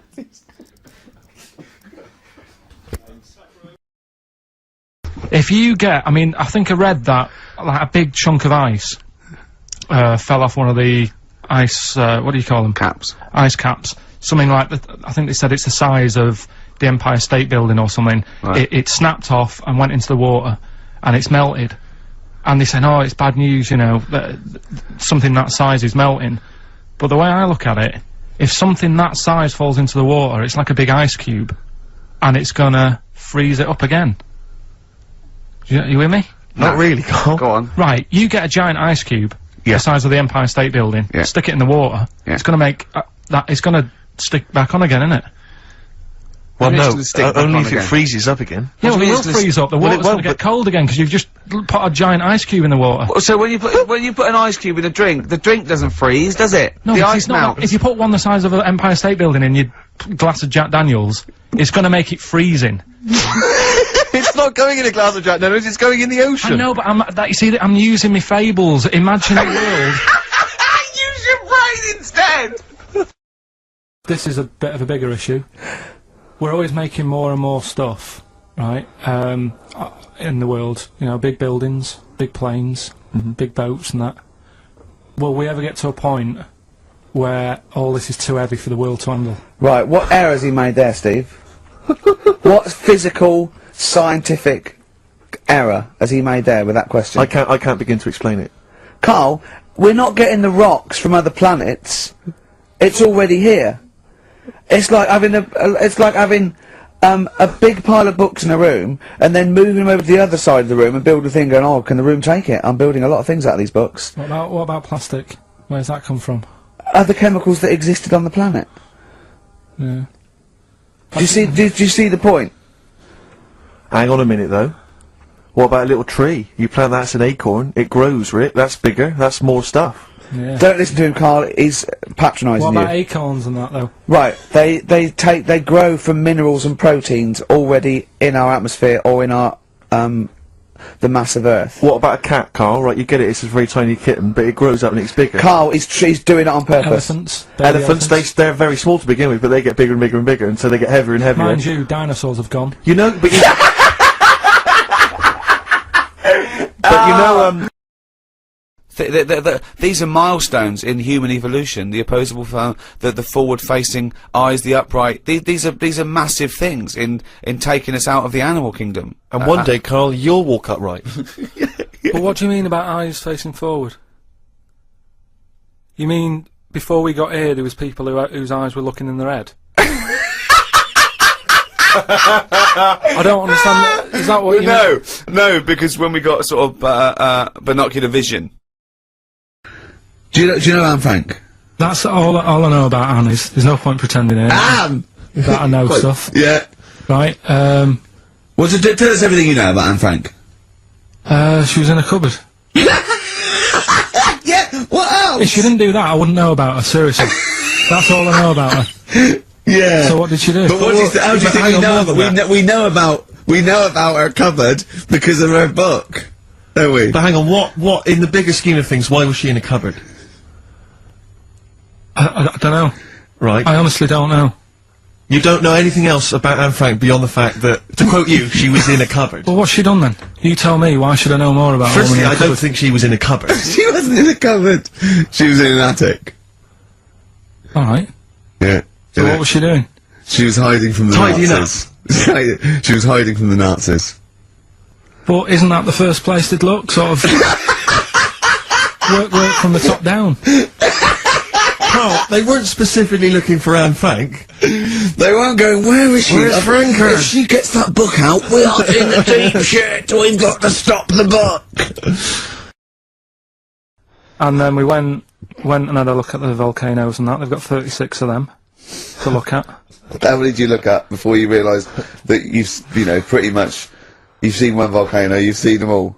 Probably about 6 or 7. Really? And then when you got to the 8th, you thought, no, I know what this is going to be, Suzanne. This is going to be like a mountain with a hole in the top. Yeah. Really? But it happened years ago as well. It's like, just keep a couple, fill the rest in, tidy it up. Fill the rest in! Yeah, no, Well, getting some builders. No, seriously though. Okay, 4 million tons of concrete, please. They're an absolute death trap. Yeah, what do you mean fill them in? Do you know what a volcano is? Just a hole, isn't it? That's happened. Well, it's more than the hole. It's more a portal to the magma in the centre of the Earth. Back in 1730 it happened, and they still haven't sorted it out. Well, when you say it happened, volcanoes were made a lot longer ago than 1730. No, but the one that did Lanzarote in. Right. Sort it out. What do you suggest?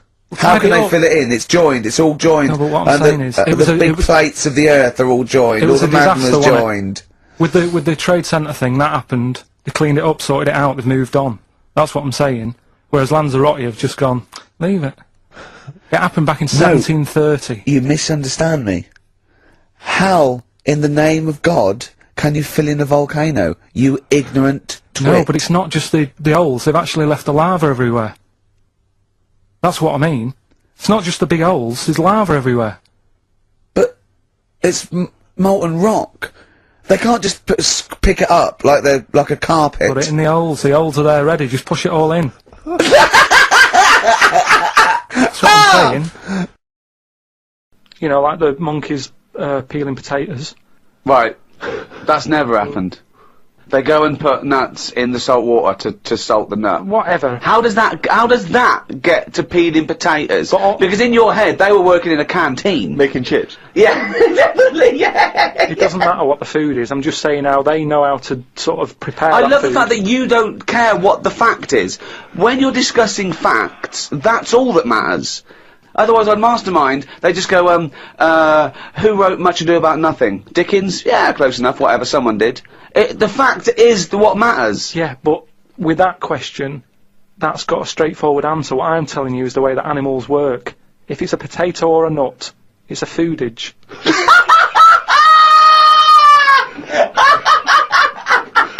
And once again, I return you to my question as before. What's your point? What point were you making? It's either a chimpanzee with a typewriter with an infinite amount of time. He would eventually, by definition, mathematically, type everything ever possible. Okay, or it's an infinite amount of chimps with typewriters, and one of them will type it first time. But already, that's sort of that's not right. You either need to have. What do you mean? What? You mean employment laws? What do you mean it's not right? Let's hear him out, please. If it's one monkey, yeah, with a typewriter that's got loads of ink in it and that, right? At least it knows what it's done in the past. It's not. Keep going. If you've got a load of monkeys, it's like if you have too many. What's that saying about too many chefs? Too many chimps spoil the soup. Right. Well, it's the same thing. It's like, well, I didn't tell you to put salt in it. I was going to put salt in it, and it messes it up. Whereas if it's just one, they know what's gone on. So what I'm saying is, just leave him go. I can't be bothered. I want to hear. This blows my mind. He doesn't know what this does to me. It's a mathematical problem. I want to hear the rest. Well, it's just I just don't think it will happen. What do you mean you don't think it'll happen? Infinity works it out for you by definition. But not Shakespeare. Oh! Shut up! You idiot! Rick, do you know what he said to me? I said to him, I explained it to him. I said, you've got an infinite number of monkeys, infinite number of typewriters. They will type the complete works of Shakespeare. He said, have they read Shakespeare? You're an idiot! Play a record, said, no, I'm not having this they're not conversation. doing it. When are the exams? June? Something like that, yeah. We'll try and register next week, and I reckon you can get an A or B. I'm busy. I'm busy. In history. No, don't worry about it, it's just easy. You get your Brody's notes. If Heat magazine, they love you, Carl. They could probably sort something out. They could probably pay for a tutor. They got a lot of money, they sell a lot of magazines. I mean, it is always, almost always, and you found that out, I discovered this, it's always the Tudors and Stuarts. There's no fear for them not coming up. Now, what do you already know about them? You must already know stuff about Henry VIII and Elizabeth. No, because it's too long ago to even get interested in. Do you know what I mean? You can't Is that why you relate didn't? to it. Okay. The Anderson thing, it was like, God, you know, I bet my mum and dad were in an Anderson shelter. You know, this is interesting. What, when they... Oh, my granddad would have, like, had something to do with this. But the Tudors, it's like, I don't know even if they had a family back then. Play a record!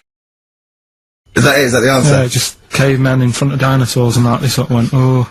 And then... Well, it wasn't cavemen in front of dinosaurs, was it? Because cavemen weren't alive when dinosaurs were alive. There was a couple knocking about. Right, okay, fair enough. There was a crossover point, surely.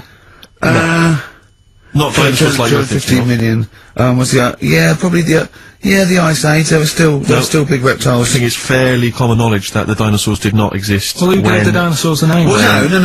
Well, no. Who gave the dinosaurs the names?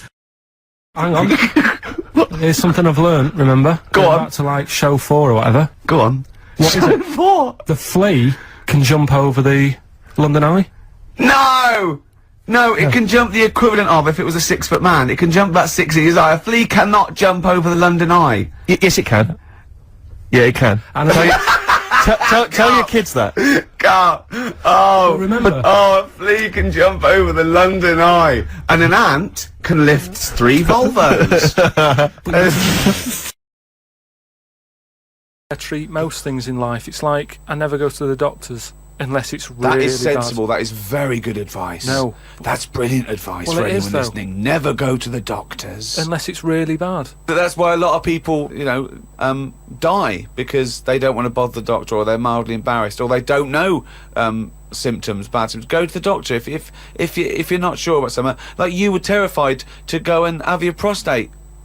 Still not doing it. Why not?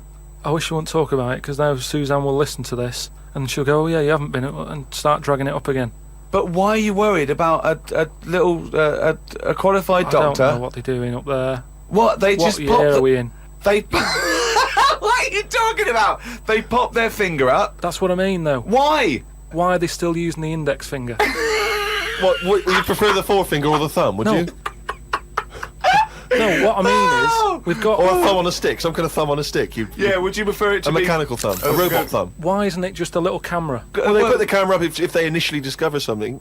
But just put the camera up straight away. No, they don't need to. They pop the finger up, feel that the prostate isn't swollen, wiggle it around a little bit up your back passage. What are you worried about? I don't think they need to do that. Are you embarrassed? Are you embarrassed about being in a room with your trousers around your ankles and little fella's popping A little bit, yeah. Why? And the other thing is, it's not just that, is it? So you go in there, they check your heart out and that, which to me is the most important thing, because that's what keeps you going, isn't it? Yeah. Right? You've got to go there. You Yeah. sat on the bus, stressing out, thinking, oh, in less than half an hour I'm going to have a finger up the arse, right? What is the problem? And they go in, they check your heart, they probably check your testicles and that. What's up with that? They check your testicles, yeah. Yeah, but it's all building, and you've sat there going, oh, soon that'll be happening. Yeah. And that's what puts me off. So if they just came round when you were asleep, Suzanne just let them in and goes, he's over there, right? Yeah. And they crept up and went, bang. You go, what are you doing? That? I just don't understand why they don't teach you how to do it yourself. How can they? Wow! How can they teach? Imagine you squatting in a corner with one hand on your bollocks and the other finger up the arse going, it seems to be alright. Carl, you don't understand the phrase a stitch in time saves 9. I don't think you should be doing any kind of invasive medical research in your own human body. But then... Who knows what trouble you're going to cause? No, but then at least... You would get stuck. Yeah. You would get stuck. Suzanne would come out, your fist would be up your own arse. Instances where we had planned stuff that you were completely unaware of. In fact, most of the trip you had very little idea where you were going to go and what was going to happen. I think a highlight for both Ricky and I was when we gave you some very important training in the event that you were Amazing. captured during a terrorist. Again, that went better than I ever imagined.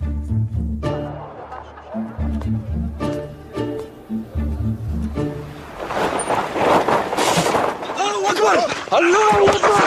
Allahu Akbar! Allahu Akbar! Hey, mate, leave the alone, man! Yeah, I think you're out of order. What is going through your head when those guys grabbed you? You did not know they were going to attack you and grab you and drag you in the back of a van. It all went black. I heard a lot of shouting going on. I didn't know what was happening. I thought, is this it? Have I been taken hostage? They put my hands behind my back. They put one of those tie things on. It was cutting into my hand. I'm thinking, is this for the programme or what? Because this is proper hurting. It's not a nice thing. I've never experienced that before. They often say in those moments where you think maybe your life's going to come to an end that your whole life flashes before your eyes. Is that what happened? No, because like I said to you, nothing. I had a bag over my head. I couldn't see a thing. Talk to me! Hang on a minute. Are you English? You English? Yes, talk to me! Who are you? I love it when you go, who are you? Where the adrenaline's kicking and you can hardly breathe and you do a posh voice. Who are you?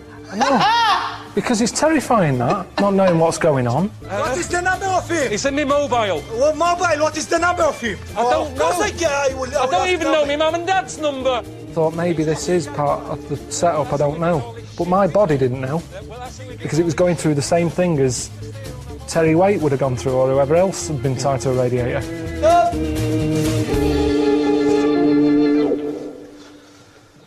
Did you learn anything from that, though? That was important training to make you able to cope if such a terrible thing did occur to you. If you go to places that you're in danger of being kidnapped, you're meant to have a code word. So that, when the people who've nicked you call up the London office, they go, we've got Ricky, Steve and Karl here. Right. And the London office go, yeah. Give us your code word. Well, at the time, it was Congress tart. Congress tart? How are you going to slip that into a conversation? No, you don't slip it in. They've got a bag over your head, gun to your head or whatever, tell them you've been kidnapped and you go, Congress tart, and they go, bloody hell, he's been kidnapped. Before you know it, the A-team's coming in. Right. So, ring, ring. Hello, Karl, mate, how's it going? Congress tart. What? Congress tart. Rick, who's on the phone, mate? It's Karl. He said Congress tart, so he's definitely been kidnapped. Who are they? What do they want? Right. Who am I talking to now? Because them. Ask them. What do you want? He's asking what you want. Well, there's no one here to do that bit of role-playing, so maybe you should tell me what they're saying. They said, they just said they want to use me as bargaining power. But what do they want? What do they want? We'll see if we can... But what do you actually want? Oh. What would they want? Is it money? Give them money. Okay, £5 million. Too much. I'm not spending that sort of cash. I've worked hard you for don't this. do that. I'm not spending that cash. You see, this is what worries me. I'm not spending £5 million to get you back. That's what's worrying. No. Because that's what would have happened. Can't we negotiate? Put them on. Yeah, here's Ricky. Right, you've got to play him as well, though. Hello? Hello? Who's that? Never mind who it is. Where's me £5 million? Can't afford £5 million at the moment. We're going to kill this kid if you don't give us the £5 million. How can We're you call getting him a sick kid? of him. Why? What's he doing? He's just shouting Congress tart. Give him the money. Give us the money. Okay. I wouldn't have got him to call you, actually. There's no way. There's no way. Okay, let's have a break. Oh!